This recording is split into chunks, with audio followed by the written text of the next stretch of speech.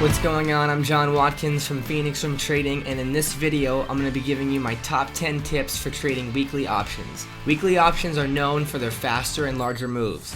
They are risky, but can be lucrative if used correctly. Common questions I get asked are, how do you trade weeklies? Or what strikes and expirations do you pick, and where do you set your stops? So I'm going to answer these questions by giving you my 10 best pieces of advice. Before I get into these tips, please like this video if you find value and subscribe to my channel, as I'll be rolling out more content soon and you're not going to want to miss what I have next. Let's get into it. The first tip, and most important, is to practice. You'll never get good at something without practice. I know you want to make money right now, but get on sim and trade real time on paper and learn how options move. You'll learn a lot more watching contracts move in real time than you will just seeing an end result on YouTube. Take the concepts you learn and practice on paper to help hone your skills and iron out a working strategy. Doing this is going to save you a lot of time and a lot of money. Seriously, you can lose money on an options trade quicker than you can set money on fire, so know the product you are trading. Don't trade something you do not yet understand. Tip number 2 is going to be true strikes closer to the money. Trading weeklies typically means you're either day trading or scalping, and since theta, which is time decay, is not so much a worry, you want to be selecting strikes either at the money or in the money. A strike out of the money is too far away for an intraday move to produce profit. Closer to the money strikes have a higher delta, which means any loss in value can be recovered quicker and the gains will also be greater. So don't go too far out of the money. Remember, those options are cheap for a reason. This leads me into my next tip, which is establish a stop or a line in the sand. This is a point where you will stop out of the position and consider it invalidated. I typically don't put stops on the options, but I will identify a level on the underlying equity itself. For example, if I'm in calls, I might place an alert at the low of day of the stock and use this as my stop out point on the options. It's better to use a level on the stock for a stop than on the options themselves, as the market makers can see it. And with the way options trade, you may get stopped out of your position before it makes its move. So use the chart to establish your stops, not on the options chain. Here's an example of Apple selling off at the open, but you can see that it bounced at that green line, which is the prior day's high. Having that level helps you manage your trade instead of using an arbitrary stop that may end up costing you to lose for no reason. Tip number 4 is similar to 3, which is establish a profit target.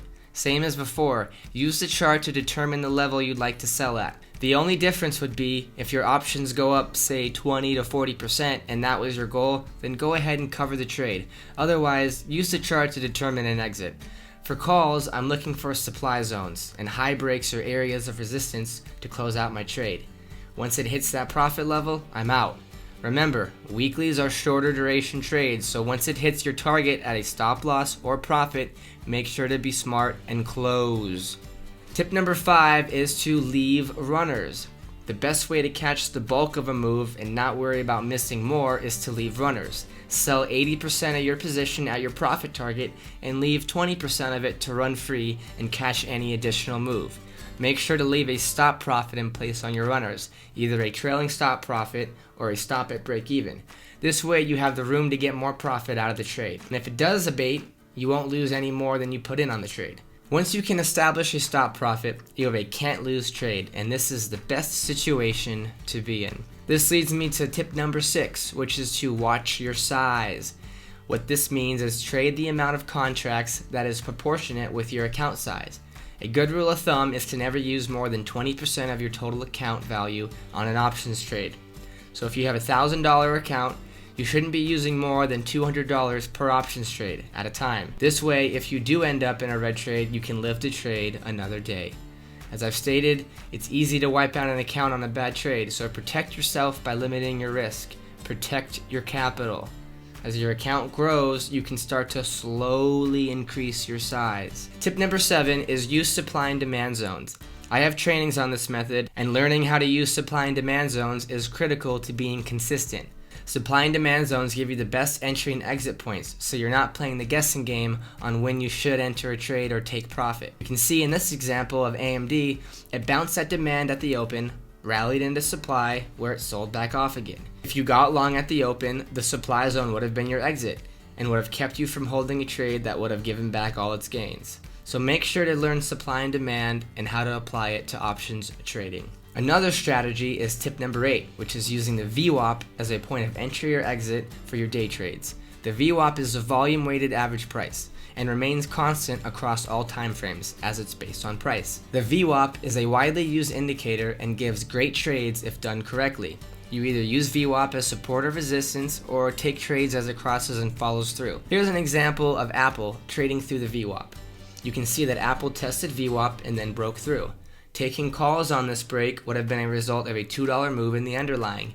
You can see how it stopped at the blue Fibonacci level I had, and that is the profit target, and also where it stalled out. Like we talked about in tips 3 and 4, using levels to establish your entry, exit, and stops is crucial. Tip number 9 is another important and easily overlooked step, which is to know your trade. This means do not turn a day trade into a swing trade. If you enter the position with the expectation it was going to be a day trade, you need to be out of it, whether at a profit or a loss, before close. A day trade turned bad should not be bag held on a hope and a whim it will go up the next day. Overnight trade can wipe out positions. If you entered it to be a swing, then follow your plan, but deviating from your plan will cost you time and cost you money trying to manage that losing trade. Just take the loss and look for the next trade. A small loss is easier to get back than a large one. And our tip number 10 is a phrase I always say, which is SPTP. This stands for see profit, take profit. The whole goal of trading is to make money, so once you make money, make sure that you keep it. Trading weeklies is risky, and a 40% gain trade can quickly turn into a 40% loss trade, so be quick to take profit. It is our goal to be consistent, not to squeeze every penny of profit out of every trade. You leave runners to catch any additional move, but make sure to take the bulk of the money off as soon as you have it. So that's my 10 tips for trading weekly options. Make sure to practice your strategy on paper first and keep a tight plan of action and risk management outlined.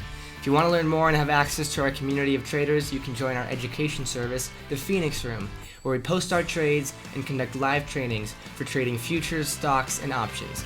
And we do have a free area that you can check out. Link will be in the description below, and I will see you in the next video.